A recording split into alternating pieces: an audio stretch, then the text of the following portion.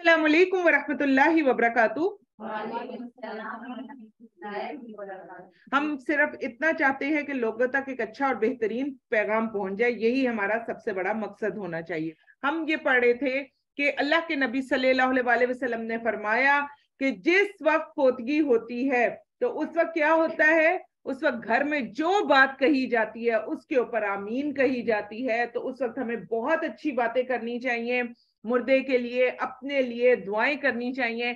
एक और जगह पर अल्लाह के नबी सल्लल्लाहु अलैहि वसल्लम ने फरमाया कि जिस वक्त जिस घर में फोतगी होती है, अगर उस घर के लोग ये देख लें कि फरिश्ते उनकी हर एक बात पर आमीन कह रहे हैं, तो लोग मुर्दे को छोड़कर अपनी फिक्र में पड़ जाए।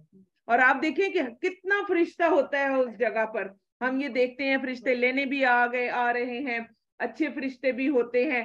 तो कितना फरिश्ता है जो हमारी एक एक बात को भी लेकर जा रहा है, और वहां पर हम कैसी खराफात कर रहे होते हैं और क्या क्या चीजें हैं जो हम उनके जरिए अल्लाह सुब्हाना व तआला को पहुंचा रहे होते हैं। तो वहां पर बहुत एहतियात करनी चाहिए। ये आज का हम सबके पास एक बहुत इंपॉर्टेंट एक नोट जो है वो होना चाहिए। फिर इसी तरह मैयत के हाथ पांव हम फौरन फौरन सीधे करने चाहिए। पांव के अंगूठों को मिलाकर पट्टी से बांध देना चाहिए। अगर मुंह खुला रह गया हो तो एक चौड़ी पट्टी से बांध दिया जाए, क्योंकि मुंह का खुला रहना बहुत ज्यादा बाद में डिस्टर्ब करता है, और अगर खुदा ना खास्ता पानी चला जाए तो पेट भी फूल सकता है और भी बहुत सारे काम हो सकते हैं। तो मुंह का बंद करना चौड़ी पट्टी से वो बहुत ज्यादा जरूरी है। फिर इसी तरह मैयत को रंगीन चादर से ढांप दें, इसके जेवरात घड़ी वगैरह उतार लें। वो वैसे भी पहले ही फैमिली वाले उतार लेते हैं, लेकिन अगर रह जाता है तो नहलाने से पहले इन सब कामों से फारिग होना चाहिए, इसलिए क्योंकि फिर बाद में आपके लिए कोई मसला वगैरह ना हो। कफन दफन के करीबी रिश्तेदारों को इतला, और इतला भी ज़हन में रखें, मस्जिदों वगैरह में जो इतला दी जाती है उलमा इसके शदीद खिलाफ हैं। ये चीजें बिल्कुल ठीक नहीं है। आपकी मस्जिद मैयतों के ऐलान के लिए नहीं बनाई गई। इतला कैसे होगी? वो आपके पास मोबाइल फोन है, बाकी चीजें उनसे दीजिए ना। ये मस्जिद वगैरह का सिलसिला बिल्कुल भी ठीक नहीं है। फिर कफन दफन के अखराजात मैयत के छोड़े हुए माल से करेंगे। औरत है तो जाहिर है फिर शोहर करेगा, और मर्द है तो उसके अखराजात से होंगे। मैयत के जिम्मे कोई कर्ज होगा तो सबसे पहले उसका कर्ज अदा किया जाएगा। और स्पेशली स्पेशली स्पेशली बोलूंगी कि हमारे 90% जो मर्द है वो औरतों के मेहर नहीं देते हैं। तो सबसे पहले अगर उसकी बीवी जिंदा है, वरासत में तो वो हिस्सा बाद में लेगी, उसके ऊपर कर्ज है उसकी बीवी का, तो वो जरूर बिल जरूर उसकी मैयत के माल में से उसकी बीवी को मेहर की रकम, चाहे 2 रुपए है चाहे 2 लाख रुपए है, वो लाजमी उसको दी जाए, क्योंकि वो कर्ज है और मैयत कब्र के अंदर उसका जो फिर पाएगी।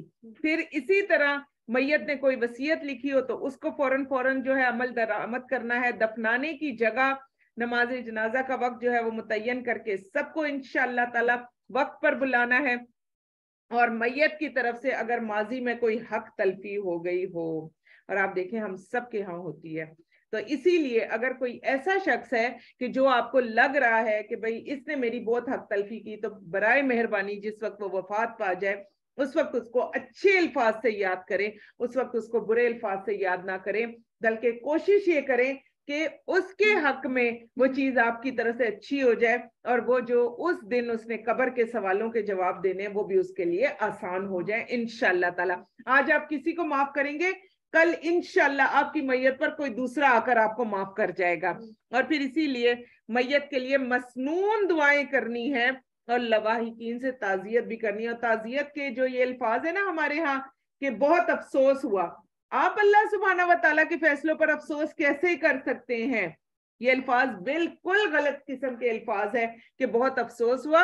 अफसोस के अल्फाज नहीं, ताजियत करें कि बहुत अच्छे इंसान थे, अल्लाह ताला उनकी मगफरत फरमाए, और मसनून दुआएं पढ़ा कर आया करें। आगे देखते हैं कि जो गुस्ल के लिए दरकार चीजें होंगी वो हम आपको देख लेंगे। फिर इसी तरह गुस्ल देने की जो जगह हो वो मुनासिब हो, पर्दे का खास इंतजाम हो, जिसका इंतजाम आजकल हमारे यहाँ बिल्कुल नहीं किया जाता।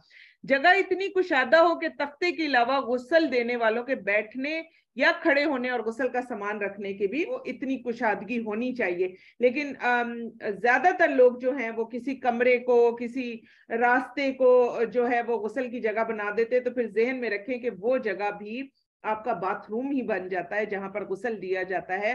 लोग वहां पर कलमा शहादत और ऐसी चीजें पढ़ते हैं, ऐसी चीजें आप हरगिज नहीं पढ़ेंगी। एन गुस्ल देते वक्त जिस तरीके से वॉशरूम जाते हुए हम दुआ करके वॉशरूम जाते हैं और दुआ आते हैं, तो फिर गुफराना का पढ़ते हैं, बस वही पढ़ेंगे। जितनी देर तक आप नहलाएंगे वो जगह बाथरूम है और बाथरूम में दुआएं नहीं पढ़ी जाती। और फिर इसी तरह एक और चीज भी हम अपने जहन में रखें कि अगर हम मैयत के लिए उस पर्दे का बंदोबस्त नहीं करते तो जहन में रखें कि हजरत अबू सईद खुदरी रजी अल्लाह अन्हु से रवायत है, नबी पाक सल्लल्लाहु अलैहि वसल्लम ने फरमाया, कोई मर्द किसी मर्द के सतर को ना देखे, कोई औरत किसी औरत के सतर को ना देखे। मर्द का सतर नाफ से घुटनों तक है, उसकी नाफ से लेकर घुटनों तक, और औरत सर तापा सतर है, सर से लेकर पांव तक इसका सतर है। तो फिर ये लॉजिक्स कहां से मिलती हैं? आपके सवाल जवाब भी हम इंशाल्लाह आखिर में लेंगे। मुझे सिर्फ ये बताएं कि जो एंड टाइम पर बैठकर मैयत के जो अंडर आर्म अंडर लेग्स के बाल होते हैं वो साफ कर रही होती हैं, मैयत के नाखून काट रहे होते हैं, मैयत के नेल पॉलिश उतार रहे होते हैं, आपको कहीं से ये दलाइल नहीं मिलते। बल्कि आप जो है जिस वक्त कोई फौत हो गया तो उसको आप कपड़े के नीचे से ही पाक साफ करेंगे। आप इस तरह के काम नहीं कर सकते। जो एक शख्स ने अपनी जिंदगी में अपने गंदे बालों से खलासी हासिल नहीं की तो मरने के बाद आप कौन होती हैं आप उस बालों से खलासी करवाने वाली? और फिर आप देखें, सिर्फ इन्हीं चीजों की वजह से हम मुर्दे को बिल्कुल नंगा करके रख देते हैं और वह सब खड़े हुए और सबके सामने उसकी सफाई हो रही है। आप देखिए, अगर मैं आप लोगों में से किसी से, आप सबसे जो मेरे सामने है, ऑनलाइन का माइक खुलवाया तो जरा मसला हो जाएगा, जितने मेरे सामने है, मैं आप सबसे पूछ रही हूँ, आप नहा रही हैं और आप की अम्मी आकर आपके सर पर खड़ी हो जाए, आप पसंद करेंगी? नहीं। मैं अम्मी की बात कर रही हूँ जिसने आपको जन्म दिया, आप पसंद करेंगी? नहीं ना। आपका दिल चाहेगा मेरी माँ मेरे सामने जो है वो आकर खड़ी हो जाए और देखे कि मैं क्या कर रही हूँ, मेरे साथ क्या हो रहा है, मेरे जिस्म को देखें। सारी जिंदगी हम इतना अपने पर्दे का, अपने निकाब का, अपने जिस्म का ख्याल रखें और एन मैयत के टाइम पर जो ही हम मरे तो आकर कोई हमें नंगा कर जाए, और एक के सामने, दो के सामने नहीं, खड़े हुए 10-15 लोगों के सामने। तो इस चीज का ख्याल बहुत ज्यादा रखना है और इंशाल्लाह कोई ना कोई ऐसा जरूर आएगा जो फिर आपकी मैयत को भी पर्दे में रख के जाएगा। जैसा करेंगे वाइस वर्सा है, जैसा करेंगे वैसे ही इनको मिलेगा। तो ये सही मुस्लिम की रवायत की इस तरह की भी हमने अल्हम्दुलिल्लाह ये जो चारपाइयां हैं ये हमने अल्हम्दुलिल्लाह हमारे बिलाल टाउन में अब तो हमने बनवा लिया हुआ है, और आप सब लोग भी अपने इलाकों के लिए अगर बनवा लें। और इससे भी ज्यादा जो मैं अभी जो मैं गुस्ले मैयत का देकर आई थी लेक्चर, तो वहां पर मैं उन सबसे कह रही थी कि क्या आप लोगों ने कभी अपने शोहरों से पूछा कि मस्जिद में जब आप नमाज पढ़ने गए थे तो मस्जिद में मुर्दे को नहलाने वाला तख्ता कैसा है? कभी मोहल्ले में से किसी ने जाके देखने की तौफीक हुई है किसी को? ऐसा टूटा फूटा वो होता है कि कई जगह पर जब वो तख्ता आता है हमें प्रॉपर नीचे कपड़ा बिछाना पड़ता है कि कहीं खुदा ना खास्ता जो मैयत है हमने जो ही तख्ते पर डाली मैयत जख्मी ना हो जाए। वो इस हद तक टूटा होता है। हमने कभी इस तख्ते को देखने की जरूरत की? आप देखें, हम बाहर इतनी, हम समझते हैं बस हमने चैरिटी कर दी, हमने सब कुछ कर दी। जी नहीं, कभी कभार उस तख्ते को भी देखा करें। और अल्हम्दुलिल्लाह हमारे यहाँ मस्जिद में ये बड़ा ये भी हम लोगों ने रखवाया हुआ, और अल्हम्दुलिल्लाह इस मस्जिद से जब कभी तख्ता भी आया तो वो भी बहुत साफ सुथरा और बेहतरीन आया, क्योंकि लोग देखते हैं और फिर उसको ठीक करते हैं। लेकिन हम जहां कहीं पर भी गए हमें सबसे पहला रोना तो तख्ते का होता है। तो आज हम डेमो से ज्यादा हमारी तवज्जो किधर होगी? वो सारे काम जो हम मैयत के वक्त करते नहीं है या मैयत को हम तकलीफ पहुंचाने के काम है। तो आज एक और अपने पास लिखें, ये आपने अपने पास लिख के रखें कि घर जाते ही, एक तो हमने मर्दों को अजर बताना है इंशाल्लाह, जो हदीसें मैंने आपको बताई, हदीस में आपको भेज दूंगी इंशाल्लाह ताला। सेकंड, आप सब लोगों ने आज अपने हस्बैंड से कहें कि जिस वक्त भी वो मोहल्ले की मस्जिद में जा रहे हैं तो उनसे पूछें कि जरा मुझे तख्ता दिखाएं, क्या हाल है? तो बराए मेहरबानी क्या हो जाएगा, कितने पैसे लग जाएंगे एक तख्ते के ऊपर? क्या 10,000 लग जाएगा? 10,000 तो नहीं लगेगा, 1,000, 1,200, 1,500 में एक उसका तख्ता खराब होगा, दो होगा। हम ही क्यों ना पहल करें और उस तख्ते को हम सही करवा ले, बजाय इसके कि हम सिर्फ सारी जिंदगी बातें करते रहें। तो हम ही वो पहल कर लेते हैं। तो इंशाल्लाह ये भी रख दें। फिर इसी तरह गुस्ल कौन करवाए, ये बहुत इंपॉर्टेंट है। और हमारे यहाँ क्या होता है कि वैसे मैयत के करीब कोई नहीं आता, और जिस वक्त नहला धुला के फारिग हो जाते हैं वो कहते हैं जी हमने लोटे डालने हैं। ये कहाँ से आया? वो लोटे डालते डालते मैयत को देखकर चले जाते हैं। ठीक है, तो अगर आप नहलाने जा रहे हैं किसी को, तो जहन में रखें, स्पेशली गांव वगैरह में लोग आपको बहुत ज्यादा तंग करते हैं। अब तो शहरों का भी यही हाल है, मोहल्ले वालियां भी आके दरवाजे के अंदर से मुंह दे रही होती हैं। अच्छा, अगर आप पर्दा लगा देती हो, पर्दे के बीच में से आपको मुंह नजर आ रहे होते हैं, बच्चों के भी बड़ों के भी। तो ये एहतमाम बहुत ज्यादा करना है। और गुस्ल कौन करवाएगा? अगर कोई करीबी रिश्तेदार नहीं आ रहा गुस्ल करवाने के लिए, तो आप उससे पानी का लोटा डलवाने के लिए भी उसको अंदर नहीं करेंगी। ये फिर आपकी जिम्मेदारी होगी। ठीक है, ऐसी कोई भी हदीस, ऐसी कोई चीज हमारे सामने मौजूद नहीं है कि फिर सारा खानदान आए और मुर्दे को नंगा देखे, नाउज़बिल्ला, और फिर उसके ऊपर जी वो पानी डालता फिरे। तो ये काम नहीं करना। गुस्ल करीबी रिश्तेदार गुस्ल देने के ज्यादा मुस्तहिक है, और फिर उनसे भी ज्यादा दीन का इल्म रखने वाले और अदाब गुस्ल से वाकिफ हों। तो आज आप लोग इंशाअल्लाह ताला अदाब गुस्ल से भी वाकिफ हो जाएंगे। ठीक है, तो अब आप लोग पूरे मोहल्ले में आप लोग सबसे बड़े हकदार हैं। और मैं आज आपको एक ऐसी हदीस बताऊंगी ना कि हमारे रोंगटे खड़े हो जाएंगे कि जो हम मोहल्ले में लोगों को मैयत, अगर कोई भी मोहल्ले में कोई खातून आपके फौत होती है और आपने उसको लोगों के ऊपर छोड़ दिया, तो आपको पता है नहलाना फर्जे कफाया है। अगर आपके मोहल्ले में से एक औरत एंटर नहीं हुई है और उसने नहीं नहलाया, तो जैसे वो आप एतकाफ पर बैठते हैं तो देखें एक बंदा बैठ जाए मोहल्ले से तो पूरे मोहल्ले का हक अदा हो गया ना। इसी तरह आप सब लोग अपने अपने मोहल्ले की नुमाइंदा हैं, अपनी अपनी गली की नुमाइंदा हैं, जो इस वक्त सीख कर जाएंगी। तो आप सब लोग अगर नहीं जाती और नहीं ये काम करती, तो पूरे मोहल्ले के ऊपर गुनाह आएगा। किसी के भी हाथ में नहीं देंगी, आप खुद जाएंगी, खुद खड़ी होंगी और खुद सारा काम करेंगी। अब आप सुने कि रसूलुल्लाह सल्लल्लाहु अलैहि वसल्लम को गुस्ल देने वाले सहाबा इकराम में हजरत अली रजी अल्लाह अन्हु गुस्ल दे रहे थे। गुस्ल देने में मदद करने वाले सहाबा इकराम में अब्बास, फजल और कसम रसूलुल्लाह सल्लल्लाहु अलैहि वसल्लम के आजाद करदा गुलाम आपकी करवटें बदल रहे थे, और जो शुक्रान और उसामा पानी बहा रहे थे, और ओस ने आप सल्लल्लाहु अलैहि वसल्लम को अपने सीने से टेक दी हुई थी, सीने के साथ लगाकर थोड़ा सा बैठा हुआ करके नबी पाक सल्लल्लाहु अलैहि वसल्लम को नहलाया गया था। और नबी पाक सल्लल्लाहु अलैहि वसल्लम को कपड़ों के साथ नहलाया गया था, फिर कपड़ों को ही मल मल के नबी पाक सल्लल्लाहु अलैहि वसल्लम को गुस्ल दिया गया था। तो गुस्ल नबी पाक सल्लल्लाहु अलैहि वसल्लम को भी दिया गया था। और हदीस किसकी है? मसनद अहमद की। इंशाल्लाह यह हदीस आप तक पहुंच जाएंगी। फिर एक और चीज जो हमारे यहाँ एक बहुत ही खौफनाक एक तरीका राइज है, और वो तरीका क्या है? इधर जो है वो औरत मरती है, उधर कहा जाता है जी इनका निकाह टूट गया। इधर मर्द है, वो कहते हैं सबसे पहले जी औरत ना महरम होगी। अस्तगफिरुल्लाह रब्बिल आलमीन, क्या कर रहे हैं आप लोग? कैसे ना महरम हो गए? हमारे पास तो अहादीस मौजूद है। अब आप देखें, मर्द मर्दों को और औरतें औरतों को गुस्ल देंगी। ठीक है, मर्द औरत को नहीं देगा और औरत मर्द को नहीं देगी, लेकिन शोहर अपनी बीवी की मैयत को और बीवी अपने शोहर को गुस्ल दे सकती है। दो अहादीस मौजूद हैं। कैसे है? पहली सुने आप। माशाल्लाह जो गोहरे नायाब मेरा सुनते हैं उनके पास माशाल्लाह दोनों दलाइल मौजूद है, और ये इतना खूबसूरत एक सिलसिला शुरू हुआ है। अगर आप लोग पीछे रह गए हैं तो बराए मेहरबानी जरूर सुना करें। इतना कुछ पता चल रहा है ना, यकीन करें मैं खुद उसको बहुत एंजॉय कर रही हूँ गोहरे नायाब को, और अपने लिए बहुत कुछ ले रही हूँ। तो गोहरे नायाब में मैंने ये पढ़ाया भी था। पहली सुन ले, सुनन दारे कुतनी की जो हमारे पास हदीस आती है, हजरत अस्मा बिनते उमैस रजी अल्लाह अन्हा बयान करती है। कौन थी ये? हजरत अबू बकर सदीक रजी अल्लाह अन्हु की ये वाइफ थी, हजरत अस्मा बिनते उमैस। सेकंड निकाह हुआ था, पहले हजरत जाफर रजी अल्लाह अन्हु की वाइफ थी, और फिर इनका निकाह हो गया था हजरत अबू बकर सदीक रजी अल्लाह अन्हु के साथ।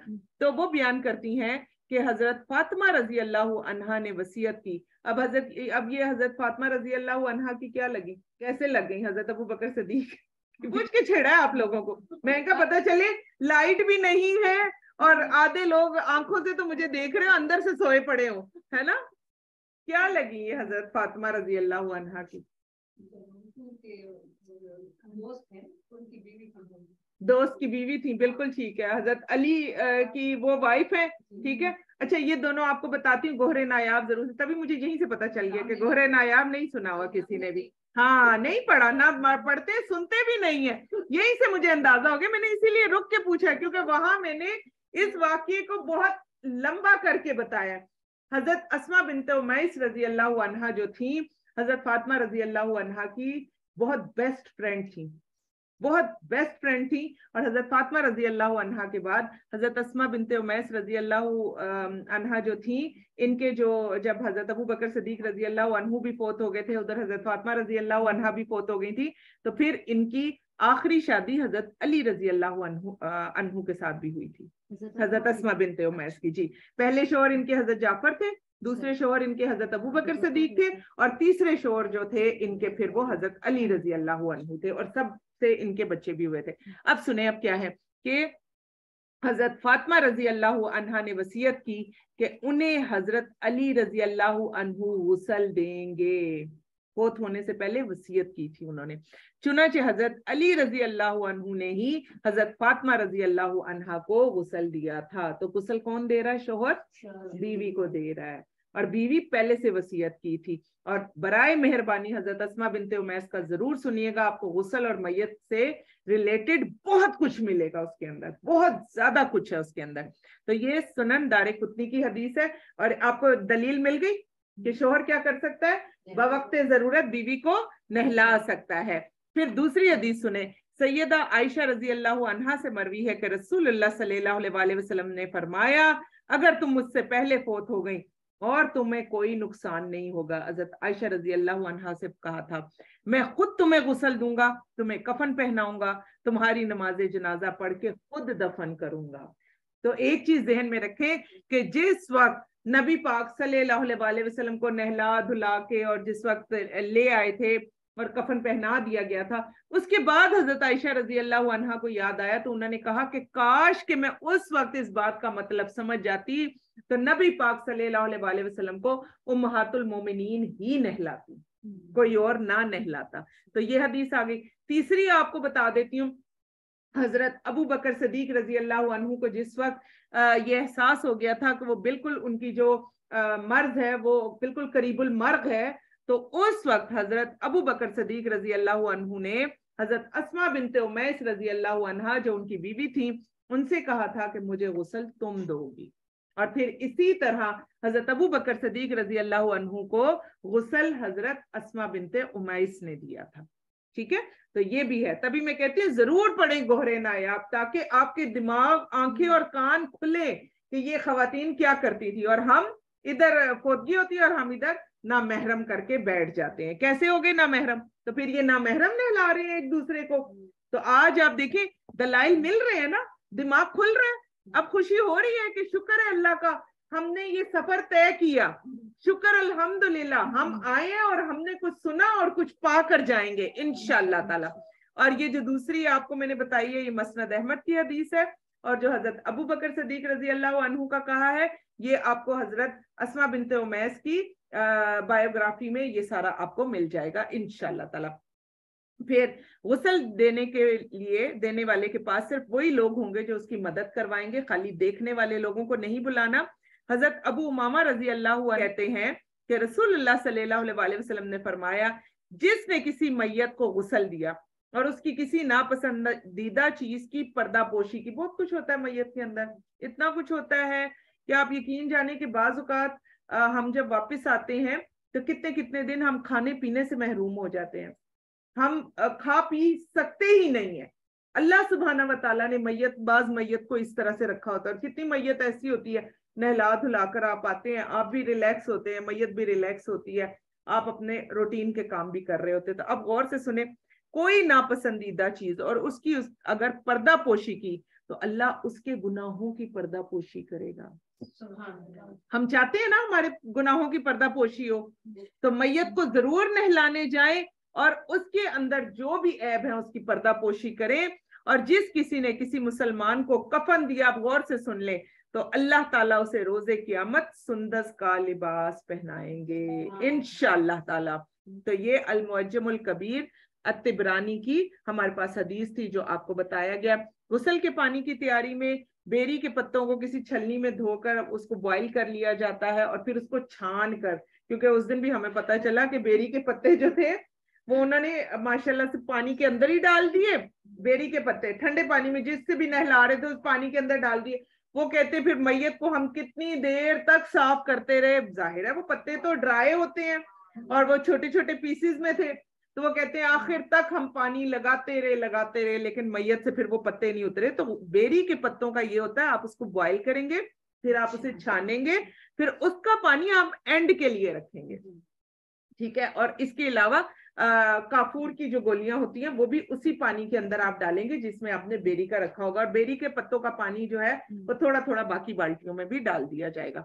दाऊदी कहते हैं बेरी के पत्तों को पीस लिया जाए और उसे गुस्ल के पानी में मिला दिया जाए। तो ये कौन से पत्ते पीसेंगे? जो ताजे होते हैं, ड्राई तो नहीं पीसते। फिर इसी तरह कुर्तबी कहते हैं कि बेरी के पत्तों को पानी में डालकर खूब हिलाया जाए यहाँ तक कि उनकी झाग निकल आए, फिर उसके साथ जिस्म को मला जाए। ये उस वक्त था जब साबुन शैम्पू ऐसी चीजें नहीं होती थी, तो आप देखें कि इन चीजों से भी नहलाया जाता था। अब मेरा आपसे एक सवाल है, फॉर एग्जाम्पल ना बेरी के पत्ते हैं, ना साबुन है, ना शैम्पू है, कोई चीज नहीं है आपके पास ऐसी, तो फिर कैसे नहलाए मुर्दे को? ले मैं कह रही हूँ साबुन ही नहीं है, मैं कह रही हूँ साबुन भी नहीं है, आपने डिटोल भी निकाल ली, है ही नहीं कुछ भी, कैसे नहलाए मुर्दे को? सवाल है मेरा। पाक मट्टी से नहलाएं? नहीं, पानी तो है ना आपके पास, हाँ पानी है ना आपके पास, तो फिर आप पानी से ही नहलाएंगे, ठीक है। तो ये इसलिए मैंने क्वेश्चन किया कि आपने नहीं किया, आपका सवाल नहीं आया, तो इसलिए मैंने कहा चले मैं ही कर लेती हूँ, सोए ना रह जाए कोई भी, ठीक है। गुस्ल से पहले मैयत के पेट पर हाथ फेरना, ये भी हम देख लेते हैं कि सैयदना अली रजी अल्लाह अन्हु से रवायत है कि मैंने रसूल अल्लाह सल्लल्लाहु अलैहि वसल्लम को गुस्ल देने लगा तो मैंने वो चीज देखने के लिए जो अमूमन मैयत से खारिज होती है, यानी फुजला वगैरह, आप सल्लल्लाहु अलैहि वसल्लम के जिस्म पर अच्छी तरह हाथ फेर कर देखा। गुस्ल कौन दे रहा था? हजरत अली दे रहे थे ना रजी अल्लाह अन्हु। तो उन्होंने प्रॉपर चेक किया था कि कुछ है तो नहीं, तो फिर क्या हुआ था, मगर कुछ नजर ना आया, नजर आने का मतलब फील किया जाता है ना, तो कुछ नजर ना आया। आप सल्लल्लाहु अलैहि वसल्लम हय्यतन व मय्यतन पाकीज़ा थे, नबी पाक सल्लल्लाहु अलैहि वसल्लम थे, लेकिन आम मैयत के अंदर सब कुछ होता है। ये मुस्तदरिक हाकिम की हदीस है जो आपको बताया। पेशेंट अगर हो तो उसको ज्यादा नहीं, वो फिर मैं उसमें बताऊंगी जब इंशाल्लाह डेमो में इंशाल्लाह होगा। उम्मे अतिया रजी अल्लाह अन्हा कहती हैं कि हजरत ज़ैनब रजी अल्लाह अन्हा, हजरत ज़ैनब कौन थी? मैं सवाल क्यों कर रही हूँ आप लोगों से? जागते हुए रहे दूसरे, आप मेरे साथ रहे, क्योंकि खाली सुनाने से जमूत तारी हो जाता है। कौन थी हजरत ज़ैनब? किन की बीवी? नहीं वो तो थी, एक वो भी थी, एक बेटी थी। ये बेटी पर जो है ना, आपको गुस्ले मैयत पे जितनी भी अहादीस मिलेंगी वो बेटी की मिलेंगी, ठीक है। तो हजरत ज़ैनब रजी अल्लाह अन्हा की मैयत को गुस्ल दिलाने के मौके पर रसूल सल्लल्लाहु अलैहि वसल्लम ने फरमाया था दाएं तरफ और अज़ाए वुजू से गुस्ल शुरू करें।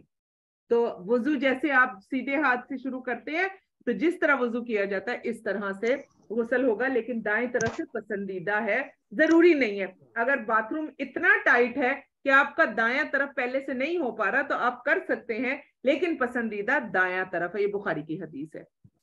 गुस्ल ताक बार करवाना, उम्मे अतिया रजी अल्लाह अन्हा से रवायत है, रसूल अल्लाह सल्लल्लाहु अलैहि वसल्लम की साहबजादी ज़ैनब रजी अल्लाह अन्हा का इंतकाल हुआ। आप सल्लल्लाहु अलैहि वसल्लम हमारे पास तशरीफ लाए, फरमाने लगे इसे बेरी के पत्ते डालकर पानी से ताक बार गुस्ल दो, 3 बार 5 बार, ये इससे ज्यादा अगर मुनासिब समझो। और आखिर में काफूर या यूं फरमाया कि कुछ काफूर डाल लेना, तो उस वक्त भी काफूर मौजूद था और डाला गया था। और गुस्ल से फारिग होकर मुझे खबर दे देना। फिर जब हमने गुस्ल दे दिया, आप सल्लल्लाहु अलैहि वसल्लम को खबर दी, आप सल्लल्लाहु अलैहि वसल्लम ने अपना तहबंद फेंका जिस्म के साथ जो जुड़ा हुआ था, जाहिर नबी थे वो, और फरमाया ये अंदर इनके बदन पर लपेट दो। हमने उनके बालों की 3 चुटियां गूंद कर इनकी पीठ के पीछे डाल दी। हम चुटियां गूंद कर कहाँ डालते हैं? आगे डालते हैं, है ना। हमारा तो सारे काम ही उल्टे है ना। जो काम हमें मना किया जाता है हम कहते हैं वो हमने करके छोड़ना, फिर हम उम्मत कैसी कि हमें मना किया है तो हम ना करें, है ना। तो ये है, तो ये भी बुखारी की हदीस है, पीछे डाली जाएगी। और बहुत सारे लोगों को मैंने कहते हुए सुना, भाई तुम्हारे बाल छोटे हैं और बाल नहीं है तो तुम्हारा जनाजा भारी हो जाएगा। जी कोई भारी वारी नहीं होगा, ऐसी कोई भी बात नहीं है। अगर होता तो हदीस से हमें बता दिया जाता। आजकल देखिए ऐसी कोई चीज हमारी शरीयत में है ही नहीं। आपको पता है आजकल हेयर फॉल कितना ज्यादा है, छोटा सा बच्चा भी है ना तो उसके भी बाल दोनों दोनों हाथों से गिर रहे हैं। हमारी खुराकें ऐसी है ना। तो अल्लाह सुभाना व ताला ने हमें जो अहकामात दिए हैं वो आखिरी जिंदगी तक के दिए हैं। जी उनके तो बाल होते ही नहीं, वो गंजे होते हैं बिल्कुल। बाज बहुत बूढ़ी खवातीन होती हैं उनके बिल्कुल इतने इतने से बाल होते हैं। तो अब छुट्टियां नहीं तो क्या नाउज बिल्ला जनाजा भारी हो जाएगा। ऐसी सब बातें हमारे अपने दिल की बातें हैं, ठीक है। कफन का इंतखाब देख लीजिए। हाँ रिवाज तो अब आप देखें तो हर उस चीज का रिवाज है जो आपको गुनाह की तरफ माइल करती है, और हर उस चीज का रिवाज खत्म हो गया जो आपको सवाब की तरफ लेकर जाती है। अब आप देखें कफन का इंतखाब, सफेद रंग के कपड़े में कफन देना मुस्तहब है। नबी पाक सल्लल्लाहु अलैहि वसल्लम ने फरमाया सफेद लिबास पहना करो, ये तुम्हारा बेहतरीन लिबास है, और अपने मुर्दों को इसमें कफन भी दिया करो। ये सुनन तिरमिजी की रवायत है। हजरत अनस रजी अल्लाह अन्हु कहते हैं कि रसूलुल्लाह सल्लल्लाहु अलैहि वसल्लम ने फरमाया जब तुम में से कोई शख्स अपने भाई का जिम्मेदार बने तो उसको अच्छा कफन दे। यानी जिस वक्त आप जाते हैं और आप कहते हैं इस मैयत को मैं नहलाऊंगी मैं कफनाऊंगी, तो कभी भी, आज आप सब सुन लें जो सब कफन देने जाती हैं, गौर से सुन लें, कभी भी छोटे कफन पर इक्तफा मत किया करें। हदीस सुन रही हैं आप लोग, क्या कहा है, फिर वो आपका हक बन जाएगा। घर वालों के साथ खड़ी हो जाया करें कि और दो कपड़ा, और इसको मैं जो बेशक मैं जोड़ूं क्यों ना, मैं छोटे कफन में इसको नहीं जाने दूंगी। आप देखिए बहुत सारी आजकल ये जो बाजार का कफन है, आप देखिए उसमें पेट ढांपो, सर खुलता है, सीना ढांपो, नीचे से खुल जाता है। तो अगर उनको बताए कि इस तरह बड़ा कफन मौजूद है, वो कहते हैं नहीं नहीं नहीं बस जो हम ले आए बस इसी में। तो आप लोगों से उस वक्त खड़े होकर आप बात करेंगी, जो कफन पहनाने वाले बराए मेहरबानी गौर से सुन लें। क्यों कि जब तुम में से कोई शख्स अपने भाई का जिम्मेदार बने, या तो कफन की जिम्मेदारी ना ले कि मैं पहना रही हूँ, ठीक है, नहीं लेंगी तो फर्जे कफाया, दोनों तरफ से फंस जाएंगी, ठीक है। और दूसरा क्या, जब आप जिम्मेदार बन गई तो फिर कफन के लिए खड़े होना पड़ेगा आपको। खुला कपड़ा होगा, अच्छी तरह लपेटना होगा, घर वालों को समझाएं कि इस छोटे कपड़े में ये खातून नहीं समेटी जा रही। जाहिर है आपने खवातीन को ही देना है। एक और चीज बड़ी हमारे है ना कि जब हमसे लोग मांगते हैं कफन दो, तो हम लोगों ने तो अपना कपड़ा चेंज किया हुआ है ना, बिल्कुल। तो जब सबके दिमाग में वही चीज है कि लट्ठे को उन्होंने महसूस ही किया है कि कफन के लिए तो पहले वही आ रहा था कपड़ा, लेकिन उसमें हमें मेहनत करनी पड़ी थी, बैठ के हमने सिलाइयाँ लगाई थी, और अभी भी कभी कभी देना पड़ता है, लेकिन तो अभी भी तो कॉटन ही है, अभी भी तो कॉटन ही है। लेकिन मैं बता रही हूँ ना, मतलब मुझसे जो लोग कहते हैं अक्सर कि मुझे वही वाला ला के दो लट्ठा, तो मैं कहती हूँ कि वो जो हम स्टार्ट पे करे थे लट्ठा ना, तो उसमें तो हम बैठ के सिलाइयाँ लगवा रहे थे, बिल्कुल बड़ी मेहनत, क्योंकि अर्ज कम होता है ना, बिल्कुल वो बहुत छोटा होता है लट्ठा, तो इतना लोगों के दिमाग में लट्ठा ऐसे घुसा हुआ है तो यही कफन कहलाएगा, यही कफन कहलाएगा। तो अब आप देख लें क्या कहा गया, वरना गुनाह होगा, ये भी समझ रहे होते हैं। जी वो चिपकता है ना, उसमें वो निशास्ता होता है, जिस्म नुमाया हो जाता है क्योंकि उसमें निशास्ता होता है ना। हाँ जी बिल्कुल, बदन नजर आता है, मतलब कि वो चीज सही नहीं है। लेकिन बस अब एक लेटेस्ट चीज अच्छी आ गई तो क्यों ना इंसान यूज करे, बिल्कुल। तो अपने लिए में सहूलियत मिल गई है, तो हम ये क्यों कह नहीं लट्ठा ही वही कफन है और वही होना चाहिए। जी मैं हदीस वही लेकर आ रही हूँ। जब तुम में से हजरत अनस रजी अल्लाह अन्हु कहते हैं कि रसूलुल्लाह सल्लल्लाहु अलैहि वसल्लम ने फरमाया जब तुम में से कोई शख्स अपने भाई का जिम्मेदार बने तो उसको अच्छा कफन दे, क्योंकि वो अपने कफनों में उठाए जाएंगे। तो ये हदीस आगे जाके बताएं कि क़यामत के दिन ये खातून इसी कफन में उठेगी। अगर इसका कफन टाइट होगा कैसे खड़ी होगी, तो उसका तो जिस्म भी नहीं ढांपा जा रहा, ठीक है। तो इसी कफन में हमने उठना, और अपने कफन में एक दूसरे से मिलेंगे। हम सब कहाँ मिलेंगे, अपने कफन में मिलेंगे। अल्लाह से दुआ करे या अल्लाह हमें खुला कफन मिले मेरे अल्लाह, कब्र भी हमारी कुशादा हो, और या अल्लाह अगर हम अपने किसी भी बहन की जिम्मेदार बने तो या अल्लाह हमें बेहतरीन कफन देने की तौफीक भी अता फरमा देना। यह सिलसिला तो सहीहा की हदीस थी। 3 कपड़ों में ना माने तो देखिए ना, आप तो आपने तो अलम उठाया ना, आपने अलम उठा दिया, आपने हदीस भी बता दी। आज तो आपके पास हदीस भी आ गई है ना, आपने हदीस भी बता दी। तो अगर ना नहीं मानते तो आपके ऊपर तो हक है ना अपने बहन भाई का, कि आपने उसको कफन तो देना है ना, तो आप उसको कफन देकर आए, लेकिन साथ ही घर वालों को बताएं कि ये मेरा पसंदीदा बिल्कुल भी नहीं था और मैं अल्लाह सुब्हाना व तआला के सामने बरी जिम्मा हूं।